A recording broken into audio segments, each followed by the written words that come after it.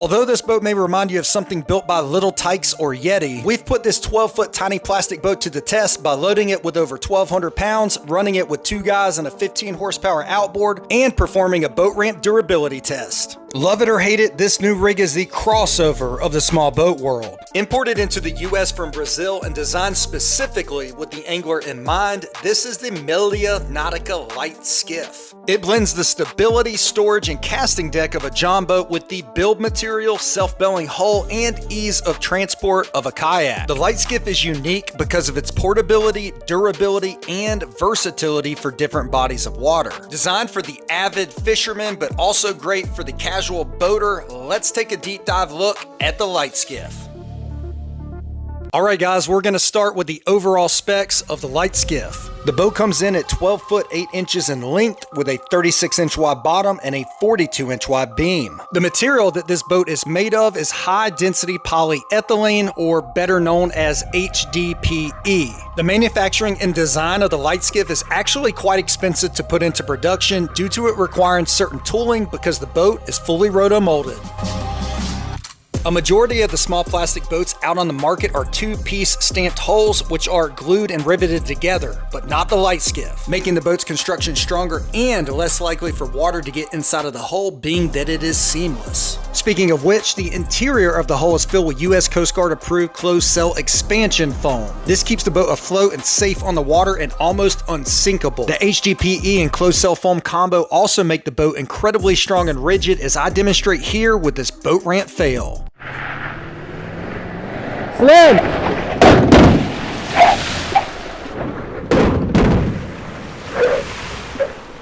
Really, the only thing that happened was a few scuffs and scratches. Yeah, we did remove a chunk of material there, but this thing is still good to go. We got some scratches on the bottom and some scratches up front. I think that's a testament to how strong this Lite Skiff roto-molded HDPE hull actually is. Now, we'll never know because I haven't tried, but I'm fairly certain that if I tried that with an aluminum John boat, it would not be seaworthy after the fact. The Lite Skiff weighs in at 175 pounds from the factory bone stock. Now, this is heavy when compared to a 12-foot aluminum John boat that typically weighs 100 to 150 pounds. But that's with no decking and no storage compartments. When you factor in the Lite Skiff is fully decked out with 4 lids and matching anti-flood compartments, I believe that the Lite Skiff is light for the total package you are getting within the boat. The Lite Skiff comes equipped with an aluminum transom. So what size outboard is this boat rated for?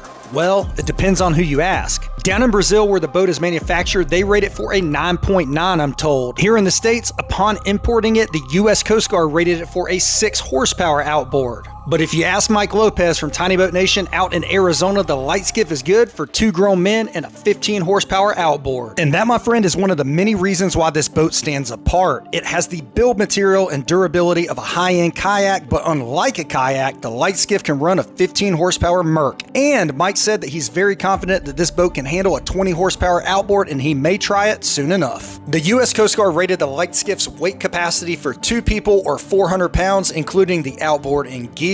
We decided to push the boat to its limit and see just how much weight it could really hold. So we showed up to my local lake with a truck bed full of concrete pavers.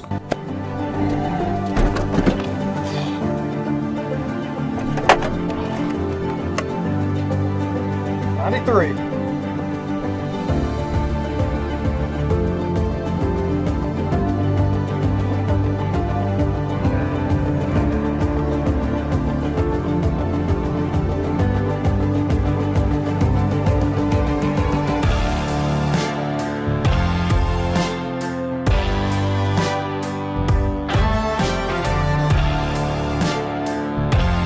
We out here.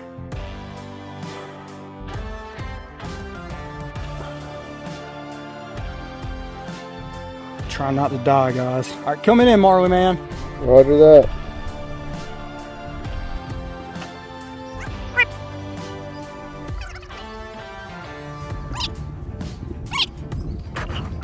All right, so we got 1, 2, 3, 4, 5, 6, 7, 8, 9, 10, 11.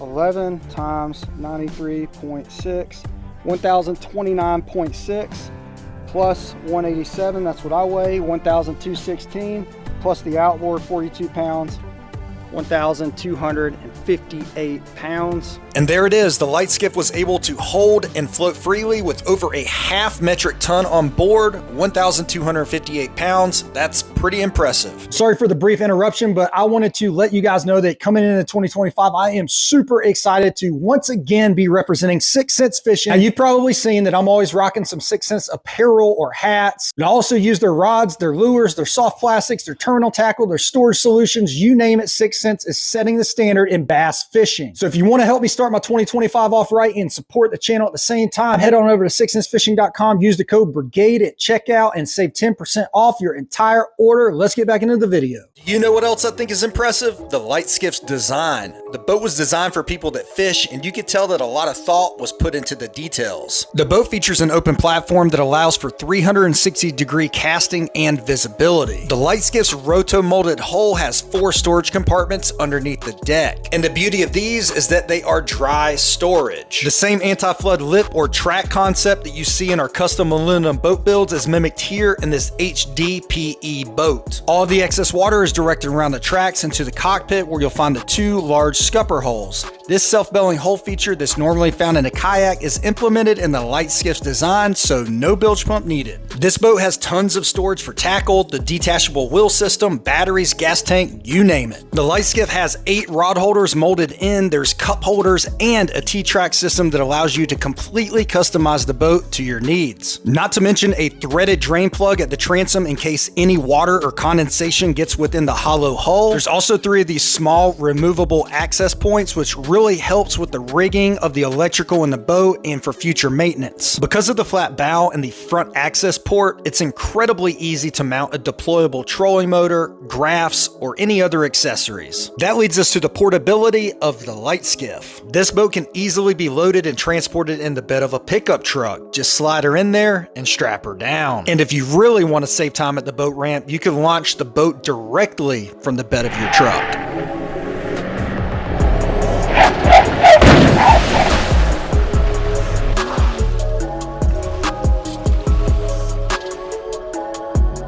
Now, of course, you could trailer the Lite Skiff as well. In fact, I did a full custom trailer rebuild specifically for this boat, and the video is up on my channel. But this boat also has a more unconventional way of moving it around. I introduced to you the Lite Skiff wheel kit. The brackets mount to the side of the boat and the wheels secure to the brackets. These are a must-have if you don't trailer the boat. It just makes life easy to be able to move the boat around while it's in the garage or get the boat from wherever it's at to the truck. And these wheels are great for secluded waters where there's no boat ramp access, but you can get to the water on foot. Now, I wouldn't go off-roading or rock crawling with these wheels, but for decent terrain, these can get you to the water. Speaking of which, let's talk about the performance and stability of the boat on the water. So far for me, I've been using the ePropulsion Spirit 1.0 Plus electric outboard on this boat. The Spirit is a quick and easy setup and perfect for a small portable boat like this on the go.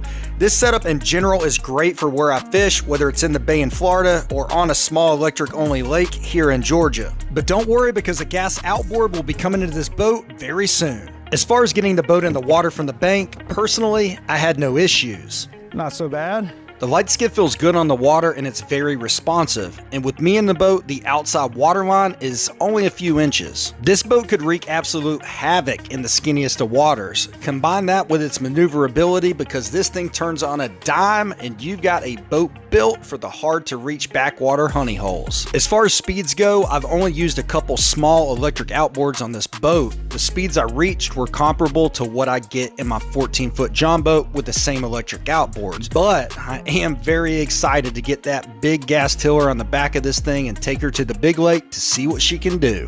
One of the biggest questions I get regarding this boat is the stability, and I always say the stability is relative to the individual. What's stable and comfortable for me may not be for you.